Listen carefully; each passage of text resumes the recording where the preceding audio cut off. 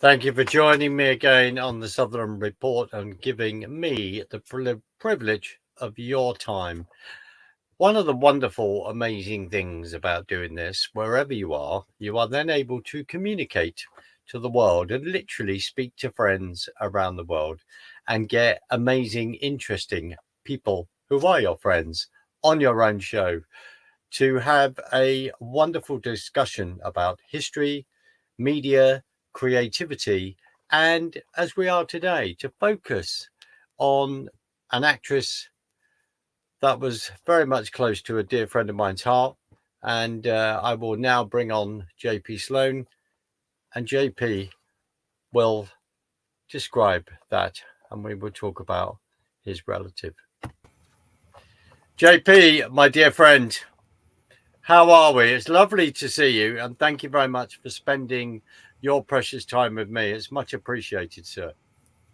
Well, it's always good to be with you. We go back quite a few years.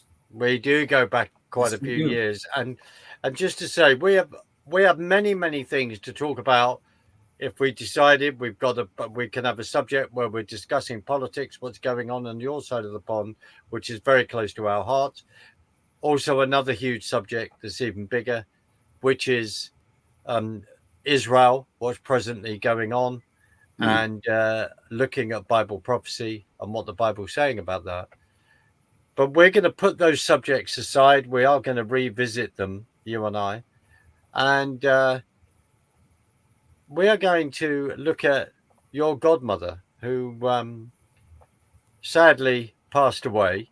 But I wanted to discuss that with you, to discuss her life, because there is, you have had and you have, it's not over.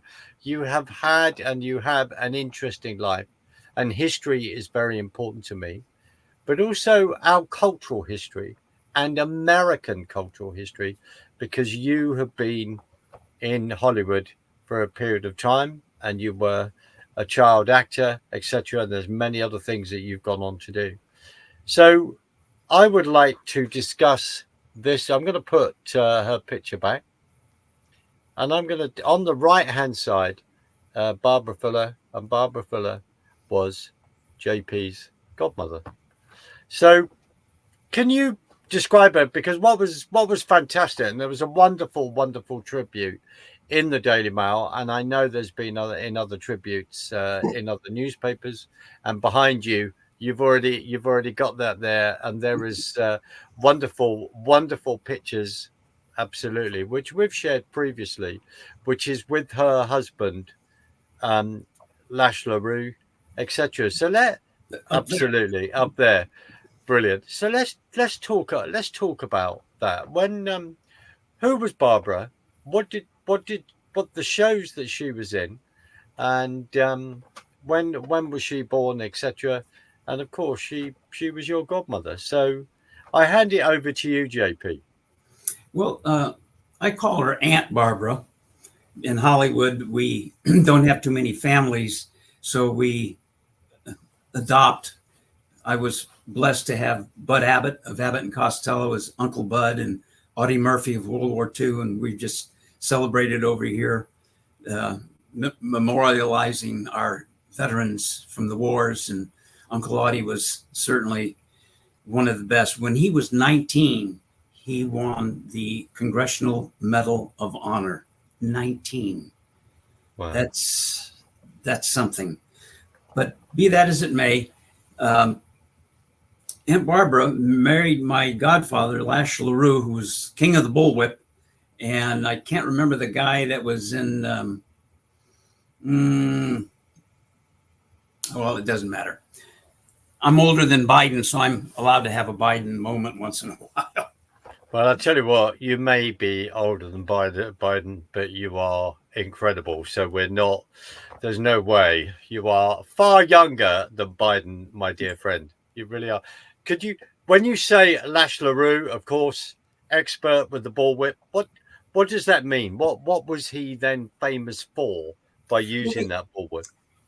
It's interesting. He started with in the movies playing the Cheyenne Kid, and he was a bad person, Eddie. It was an Eddie Dean movie. Eddie Dean was PRC, I think, or RKO. I'm not sure.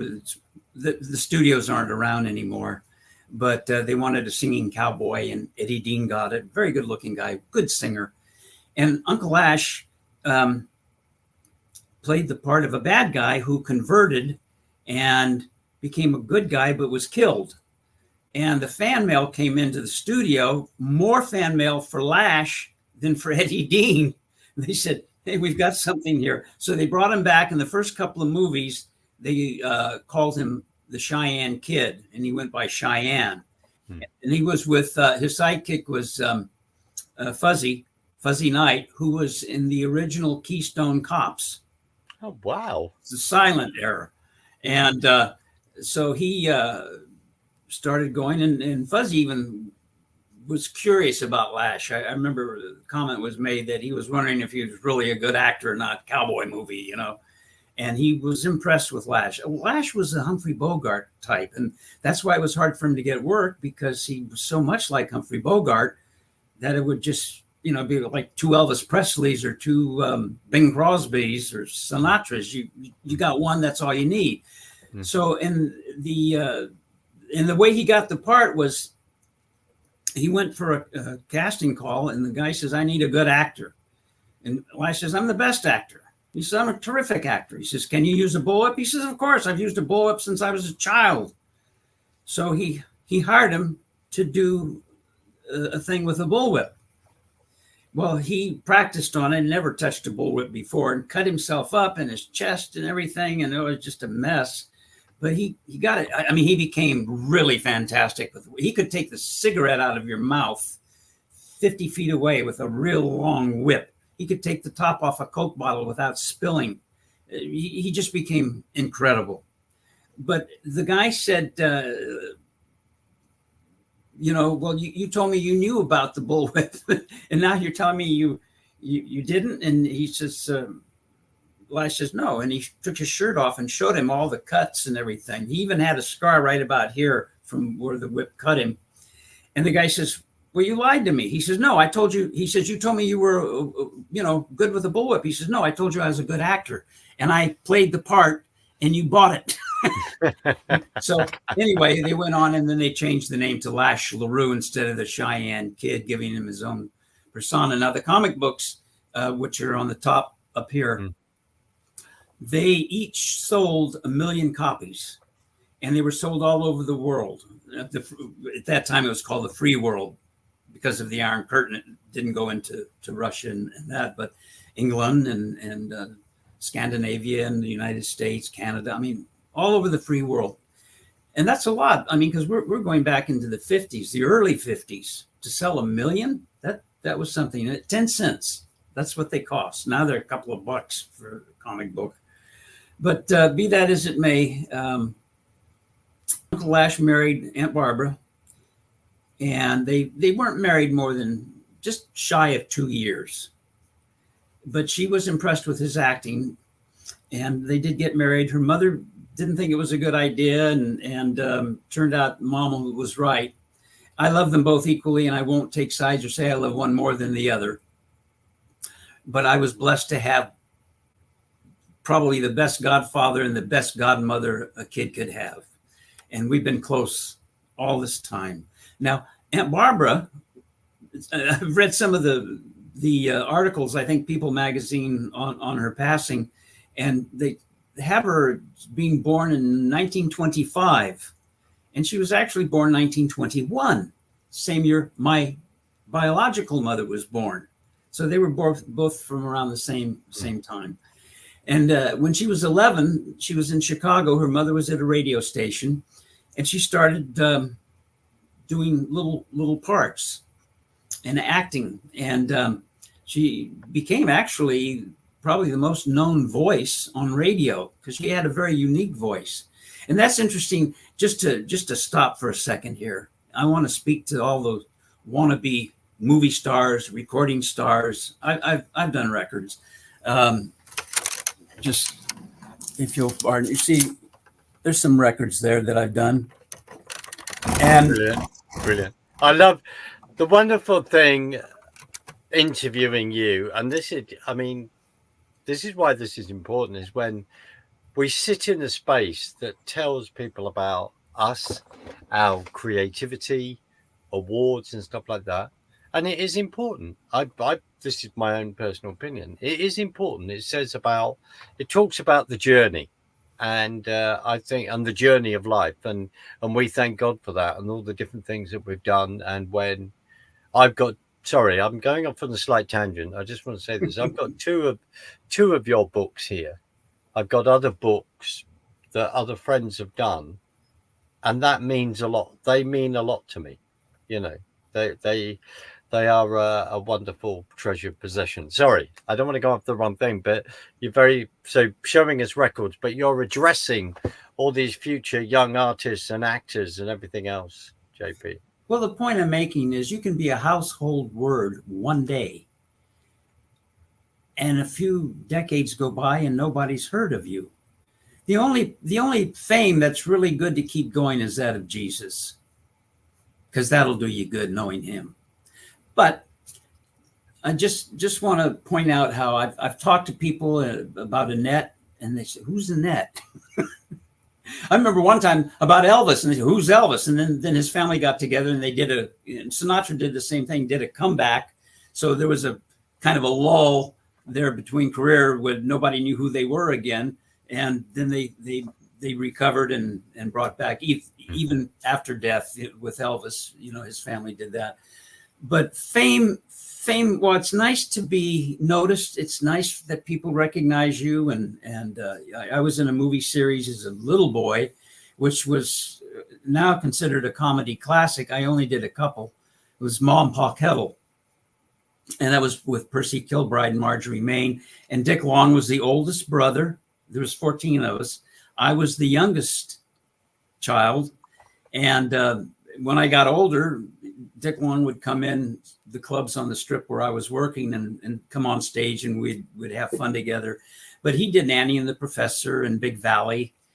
So he had a major career, but people don't remember. And so you can't take yourself too seriously. No. Because you're not that important. I mean, it's fun for the time, but you just gotta.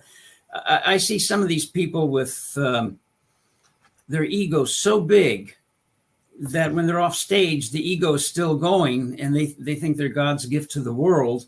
And I won't mention any names, but some people that like to attack Trump have names as stars, and they use that to billboard themselves to say, I'm an authority, and I'm telling you this man is bad. Or they might even say this man is good. But just because you're a celebrity doesn't mean you're necessarily an intellect. And actually, we're getting a little off, but I didn't like Trump. I was kind of a never Trumper before he became president, but it was the only thing that I could vote for. I don't want to say thing, the only person I could vote for. And son of a gun, he turned out to be the best president. And Ronald Reagan, understand, was a friend of our family's. I mean, his brother, Neil Reagan, was my dad's radio announcer at Warner Brothers. Wow. So, wow. But Trump did everything he said he would do. And even more, I mean, every 6 months since 1948, to move the embassy to Jerusalem was brought before Congress and the president. And they never did anything. Trump got in there and he moved it. And of course, in my undergrad, I did part of my undergrad in Israel. I studied there. And I'm just amazed at what an incredible person he is. Now I have friends that know him real well. And I'm a big supporter. I stand by him, because when a man's word you can depend on, that says a lot. And that goes a long way with me. And see, the thing is with fame, when you walk, you got to know you're good, or you can't get up in front of 10,000 people. I mean, you just can't. But when you know you're good and you know you can handle it, and you know if something happens in the music or whatever you're doing, you can recover and make it smooth that most people wouldn't even catch it. That's great. You've got to have that attitude. But when you walk off the stage, leave it behind. There's people who can replace you. That sounds as though that advice needs to be on a T-shirt. But that is really no, that is really wonderful. One of the wonderful things about sitting down and having this conversation with you is because of the way you can bring all these different strands together. So when you're talking about um, your godmother and you're talking about Abbott and Costello, this is not about name dropping, because I know, you've actually personally to my face told me some of these stories, which is a real joy. But when you go through this history and we think about Hollywood at this time, so when does she begin to get work within Hollywood? Of course, the picture I put up represents a role that she was playing. But when did she Mhm. begin to get work? Well, she was doing lots of radio commercials. Started when she was 11, and then the first radio soap opera was called One Man's Family, and it ran for almost 30 years. And they had a character on there called Claudia, and this during the war, Claudia was Kathleen Wilson was her name, the original one, and she got married and decided to leave the show. So they killed her. They said that her ship sank. She was on a cruise and the Nazis sank the ship. She and her husband and her sister were, drowned. Well, they wanted to bring her back because everybody liked her so much. And so about 2 years later, they hired my godmother to do the part. And they explained that the ship actually sank, but some of the people got on lifeboats and the Nazis got them and put them in concentration camps and held them, and the war is over, and they brought them back. So she played that role for 14 years, which is a long run. I mean, if you can get a gig in a steady show for a year or 2 years, that's great. But around 1949, Republic Pictures signed her to a contract, and she did over 14 motion pictures with them. Now, in radio, there was a wonderful show called Our Miss Brooks. And our Miss Brooks was a school teacher, and she had a crush on the science teacher, Mr. Boynton. And that was, I'm trying to think of his name, Rockwell. Excuse me just a minute. I'm going to turn my back on you because I can look on one of her posters and see what his name was. Go for it, JP. Robert Rockwell. Yeah, I was close. Okay, Right. Robert Rockwell.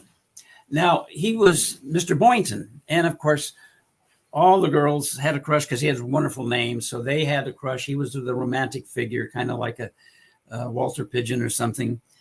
And then she went into the movies and they matched her with him. And he was the leading man. She was the leading woman. And the first time she ever kissed on screen was with him. And somebody asked her, they said, well, did you feel anything? I mean, he's quite a star and a good looking guy and all this. She said, no, frankly, actually, you're thinking about your next line and the camera angle and how you're presenting the last thing you're thinking about is the kiss.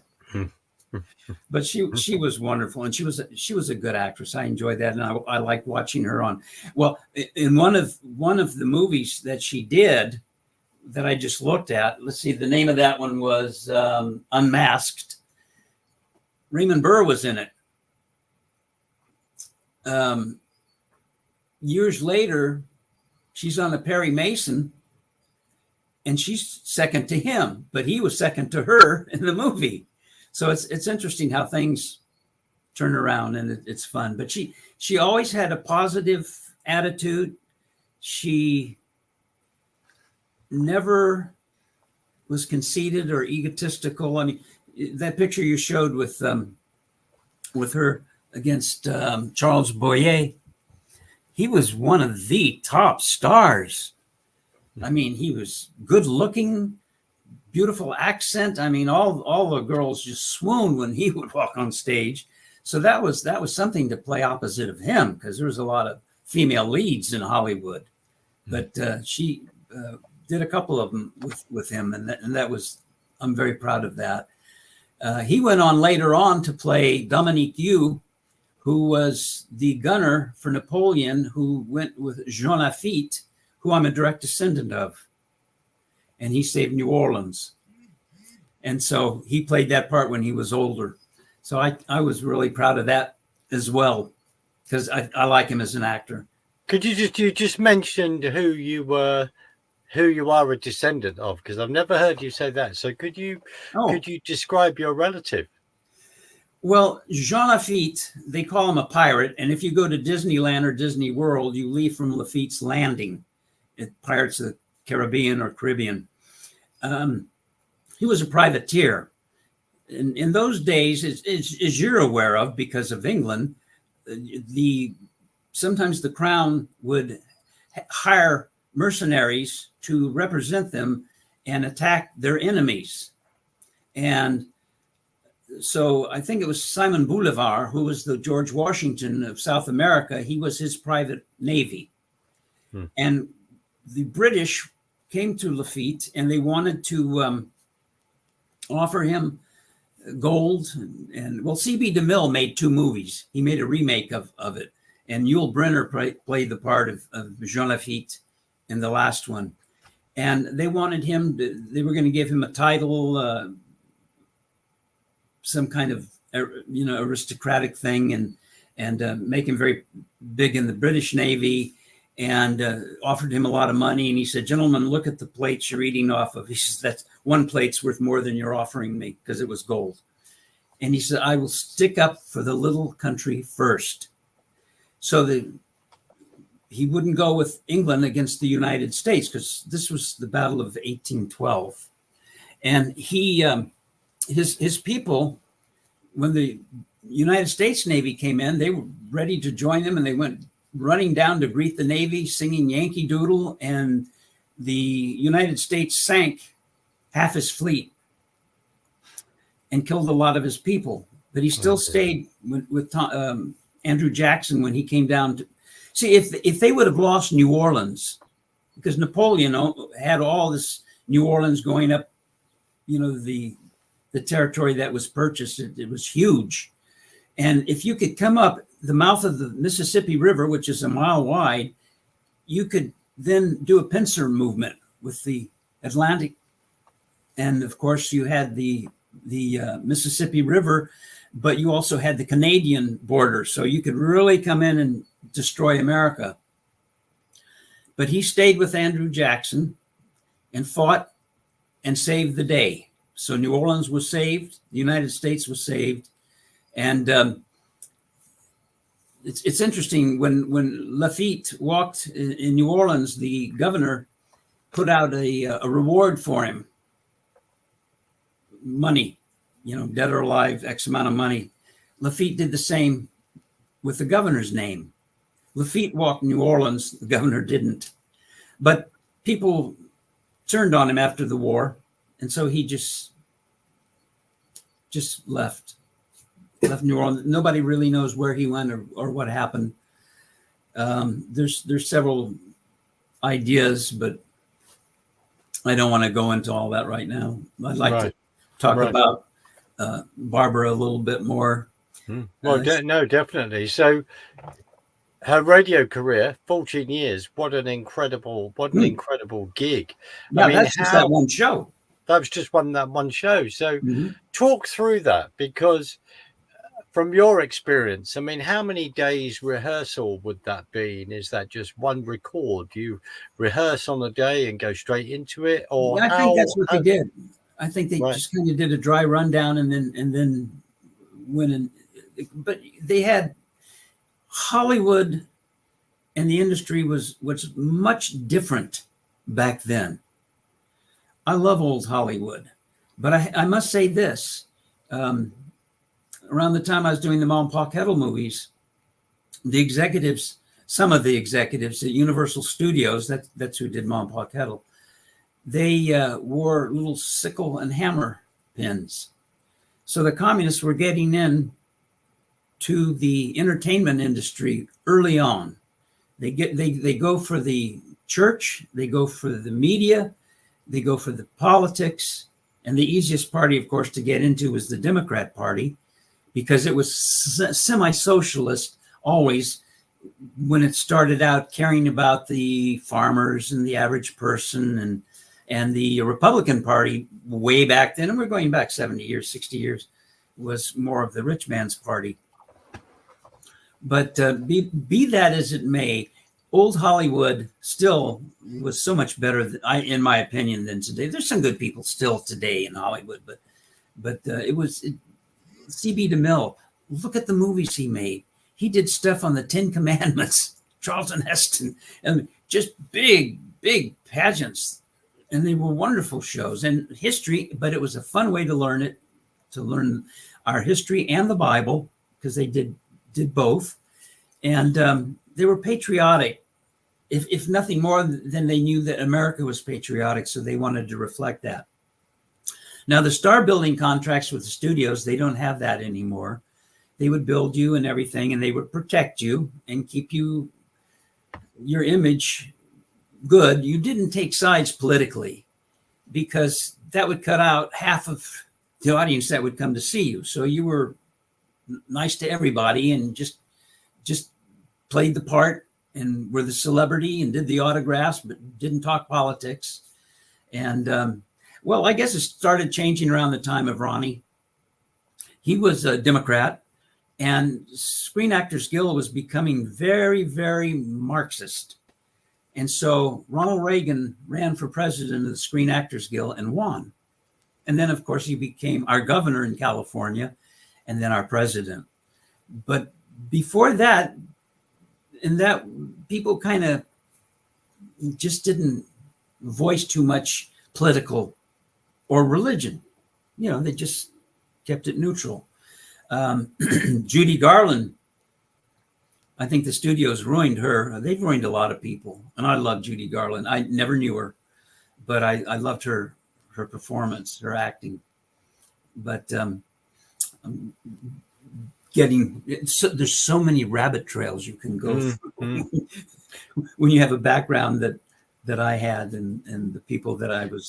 But JP, sorry to interrupt. The rabbit trails are so important. The rabbit trails are fascinating, because you are talking about a history of an industry that we love, but but this is your culture. This is American culture, which was then taken around the world. It's what influenced us over here. There's a very interesting discussion to have on cinema here, cinema in America, how big we were at one point, because we were bigger than you. Rank and all the rest. But this is really, really important, because I think through the eyes of American culture in regard to cinema and film, it then dictates history and what has happened to the country. So going just quickly, a comment on, you were saying that within the Hollywood executives, they're starting to wear, Marxist pins, Russian pins. And so then, was McCarthy right, sir, during the 50s? Was he right? Senator McCarthy was 100% correct, so correct that they had to create something to destroy him, so they called it McCarthyism. And with all due respect to President Trump, he says, we don't want McCarthyism. Well, with all due respect to all of them, we need a whole Senate of Joseph McCarthy's. He was on his way to a party in a tuxedo at the height of his career, and he didn't make it because he saw a car broken down with a flat tire in the family, and he stopped in his tuxedo, changed the tire, got grease all over him, so he couldn't go to that meeting that he was supposed to. This is the kind of man he was. Now, I know he had a drinking problem, but to tell you the truth, looking at Washington, D.C., I'm surprised anybody that goes there can go through it and be sober. Trump, by the way, doesn't drink. No. So he can. He can be sober. So what was it about McCarthy? I think, is there a link? I watched his. Not too many people had televisions back then, but because my mother and father and I was on my dad's TV show It was called Memory Lane, Jimmy Jackson's Memory Lane. And because it was on television, we had a couple of televisions, naturally, because Dad was in that industry and he wanted to monitor other shows and his own shows. And so what happened was I was able to watch the McCarthy hearings. And yes, he was strong, and he came down on people and called some of them Fifth Amendment communists. I don't think he said that to their face on camera, but his comments afterward or something, he referred to a lot of them were Fifth Amendment communists because they all took the Fifth Amendment. And so everybody could you describe the ramifications of taking the Fifth Amendment? Well, the Fifth Amendment says that you do not have to say anything that would incriminate yourself. And in a way, that's a good thing, because sometimes you might have to discuss a situation you were in that looks really horrible and it's perfectly innocent, but when you say it, it just comes out. Well, it's like if you watch Perry Mason. They have reruns on that. That was a great show. People sometimes look guilty as all get out, and they're perfectly innocent, but they have to, under oath, say things about people and this and that and the other, and they feel guilty because it's making their friend look like they're guilty, and they don't want them to be, executed or put in jail. And so the Fifth Amendment says you don't have to testify against yourself. And really, it's a good thing. But what happened was, when Russia collapsed, thanks to Ronald Reagan, the KGB records were opened up. And it exonerated Senator McCarthy because everybody that he said and thought was a communist turns out were operatives of the communists through the KGB or others. Yeah. So he was right. But it's not good to attack. It's like right now they're all saying that if Trump gets in, he's going to destroy democracy. Now, we're not a democracy. We are a republic, a democratic republic. We are democracy in the sense that we can pick the people to represent us. But then isn't that similar to Parliament? That the people pick out the person that they want, but then those people are the ones responsible for. Well, there, yes, and there are some parallels. You are a constitutional representative republic with alienable rights, given by God, with God-given rights. Right. We are supposedly a democracy. I say supposedly. That's a subject for another day. In other words, there's always been this thing that we have mob rule, where 51% can then rule over the other 49. And your system is you use democratic means to vote, even though that's another subject for another day. But you've got, of course, the executive branch, Senate, and Congress, and then you're supposed to judiciary. Have yes, and the judiciary, and then and then you can say that the Fifth Estate, being the media, should be holding all of those people to account, and that is another subject to another day. But it reflects on what you're talking about in regard to the McCarthy era. It reflects on that. So you're saying that when the papers were found, released, it was found to be, yes, that person's passing information back, that person passing information back. I don't know, but what would your godmother have thought of the McCarthy era? Was she affected by the McCarthy era? Some people were blacklisted, and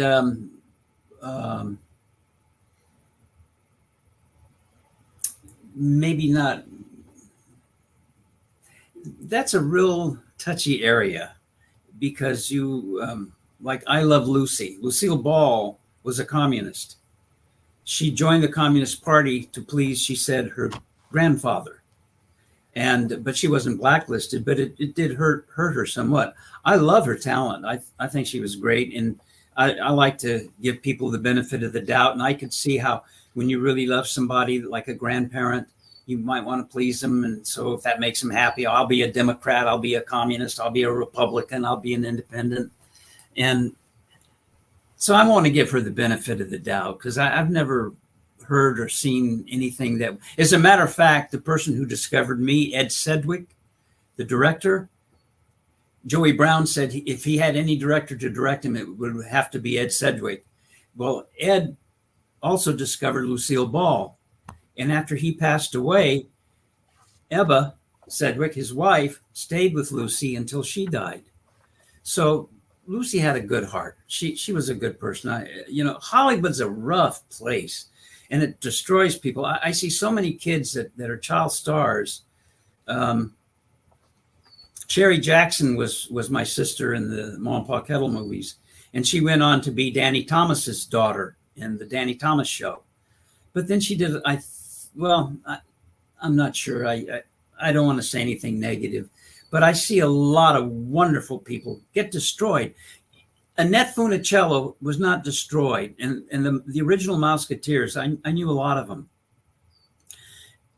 both male and female. A lot of the. As a matter of fact, I went to Disneyland 3 times before I saw the front of it because I went with Annette and her brothers and we went in the back way. So, and that's back, 57, 58, somewhere around there. But I see wonderful girls. They think now we've got to destroy my image as a cute child. And I've got to start showing a lot of TNA so I can, they'll think of me as a mature woman and I'll get the parts for women. And it's gotten so sleazy, and it just breaks my heart. And if you're not raised properly in that industry, it can really destroy you. Parents catering to their children's egos and well, I had a friend of mine, I won't mention his name. He was in a big series, and he lived with his mother, and they lived at a very exclusive apartment complex. Horace Heights is what it was. Horace Height was a big band leader, and he had this wonderful place that was pretty much exclusive for entertainment people. They had private police there, and it was just really nice. And he treated his mother like dirt, and she took it because he was making money, and and so that destroys your kids too. My dad always said. I was very spoiled, I'll admit it. But my dad said, if I ever don't share my toys with my neighbors, and we had all kinds of neighbors. I mean, we had people from the industry, Ving Fuller, who did a comic strip, a very famous comic strip at the time. Nobody knows him now. His brother was Sam Fuller, who did Steel Helmet, and he was a producer. And a guy from May Company lived there, and a lot of carpenters, kids, and everything. And it was just a real, the way America should be, just everybody. And I didn't know that people were, the people that used to come over to our house were any different than anybody else's friends. I mean, they were just people. And he said, if you ever don't share your toys or think you're better than any other kid, he says, I'm taking all your toys away from you. And he meant it. And he would have done it. Except I never felt that way.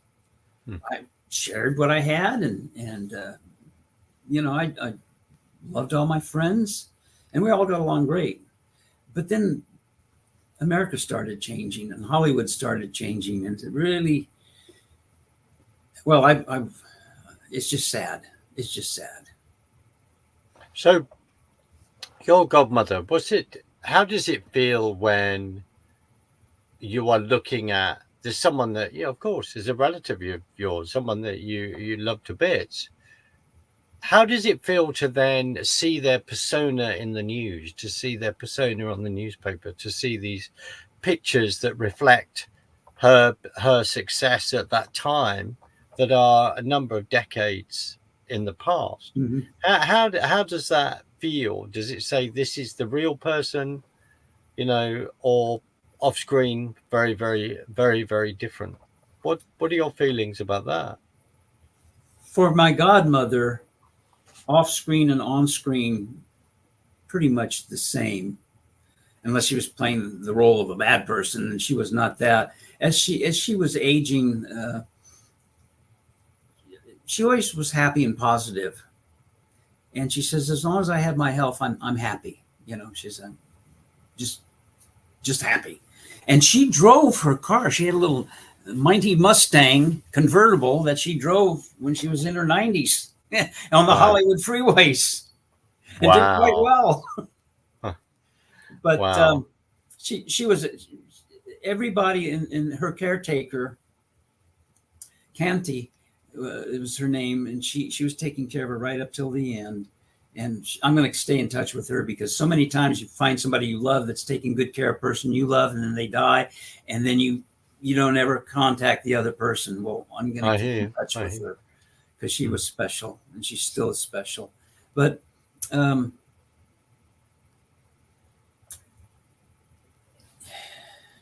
she was being taken care of in that nursing home, and I know that's not what she wanted. And so when I got word that she'd passed, it was a mixed feeling, because I've been telling her for the past couple of decades on Mother's Day, when I'd send her a card, I say, now you're my godmother, so when my mother dies, you step in as my mother, and you're the only mother I have, and I love you. And so we had that relation. And then when I heard that she passed, I knew she didn't want to be in a bed taken care of. And I thought, well, 102, almost 103 is a pretty good age. And she knew all. As a matter of fact, here's a story. Ronald Reagan's wife, Nancy Reagan, her mother, well, she was friends with them, and her mother said to Aunt Barbara, she says, you know, Nancy only wears a dress once, maybe twice at the most. Would you be insulted? You're both the same size. Would you be insulted if I gave them to you? And Barbara said, well, of course not. I'm not insulted. That's fine. You know, and so she a lot of the clothes she had back then was Nancy Reagan's. And so Nancy didn't buy cheap stuff, and but it was free for my godmother. So it turned out to be a pretty nice thing. So it's nice when you have friends in Hollywood. But I got a kick out of that story. I bet she looked fantastic in the Mustang on all of these clothing. That'd have been amazing. JP, we'll wrap up in a few minutes, but I'd like to say, I mean, to be honest, you and I are going to be sit down. There's lots of conversations we're going to have, but one of the wonderful things about this is it is talking about Hollywood and reflecting the history, reflecting the cultural history. And you have touched on the unions, the infiltration then of communism, socialism, then bringing up the subject of Ronald Reagan and his links. And of course, as Reagan was a Democrat, then coming to a Republican. And there are those old bits of film footage when he's addressing university professors, isn't he, and saying you need to get a grip here. Seems rather relevant now. But JP, what's that, sir? Show me again. What's that?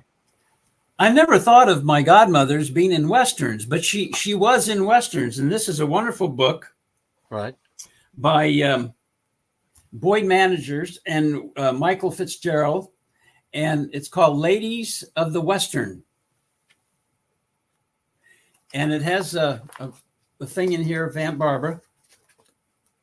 I'm going to open it. This is not Aunt Barbara here. That's not her. But it starts here. And he's got a pretty good covering about her history. That's her with Bill Elliott, who was a big star back in the day. Well, Bill Elliott, I think they called him. And over here, Bob Steele. And over here is Noel Barry. So she played opposites, and these were big stars back in the day. And there's a lot of other women in here that they write about. I mean, it's a pretty thick book. Well, I'll tell you what, I'd like to get that. I'd like to see if I could get a second-hand copy of that book, JP. That'd be brilliant. But again, it's history. It's wonderful history. We love the pictures there, the describing how the film was made, characters, etc., and all the actors. And it is important history. It's history that we love. But those films and that is reflecting, of course, the cultural changes. Mm-hmm.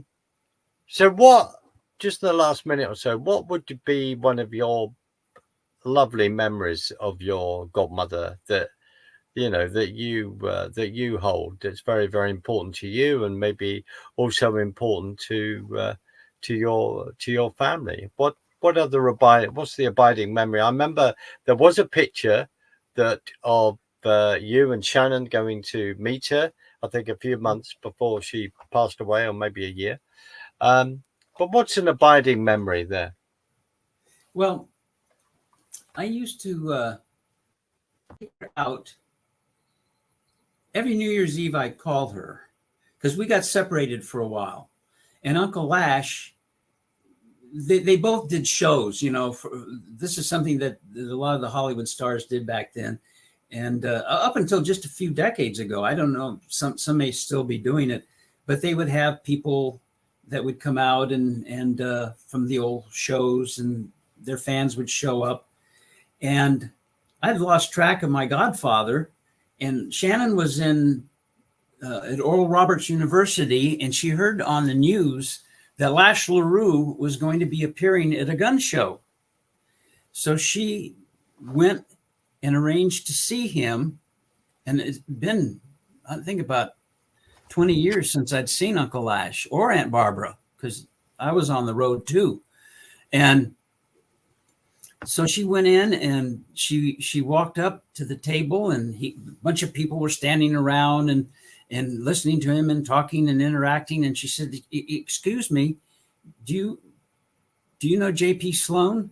And he froze. And he looked at her and he says, "How do you know that name?" She said, "That's my daddy."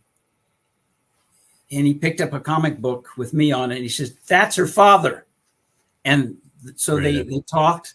I mean, it sounds like something out of a movie. And got the phone number and everything and called me. And while he was on the road, some of the shows that he was doing and Barbara was doing, he says, "Barbara, I bumped into your godson. Where is he?" He says, "Here's her number," or here's his number. And so I talked to her on New Year's Eve. And every New Year's Eve after that, for the last 30, 40 years, I've called her. And but we used to get together, and we would go to Marie Callender's in Toluca Lake. It's no longer there. They tore it down. And we would have a lunch together.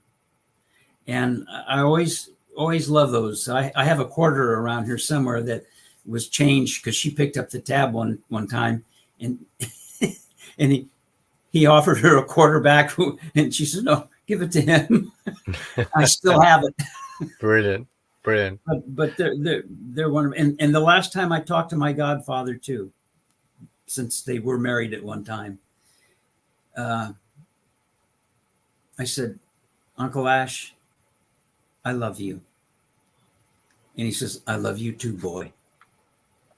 And that was the last time I talked to him, because he died a little later. So I have some wonderful memories of my godparents. They were always there for me. I used to have so many bullwhips. Lash taught me how to use the bullwhip. One time I was pretty good with it. And the shirts and stuff. And Lash was on the set of, it was a movie that was being made with Johnny Cash. There's four big names in there, and I can't remember. I can see their faces, but I can't remember their names. But anyway, I guess Uncle Lash gave the belt buckle, or his belt, to one of Johnny Cash's daughters. And she gave it to somebody who auctioned it off. And I thought, oh, I would love to have had his belt buckle, because I could draw a picture of it right now. I know what it looks like, and he always wore that. But these are things you don't think of at the time. And it's just, Chris Christopherson was one of them. Johnny Cash, Chris Christopherson.